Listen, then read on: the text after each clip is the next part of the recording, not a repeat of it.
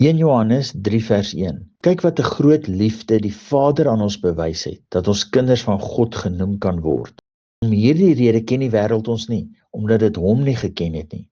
Die Seun se liefde vir die Vader is nie net in woorde nie, maar ook in daad en waarheid. Dis 'n innerlike bewuswording van God as Vader deur die werking van die Here wat die Gees is, wat die Woord is wat vlees geword het, wat weer opgeneem is in heerlikheid. Die wêreld en sy gedagtes kan hierdie realiteit nie verstaan nie. 1 Korintiërs 15 vers 49.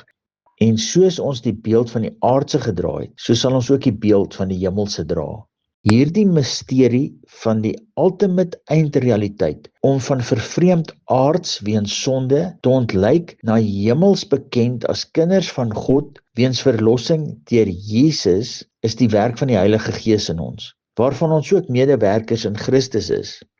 Uiteindelik sal ons 'n bewuswording kry as seuns in die gestalte van Christus saam met al die heiliges in hemelse plekke.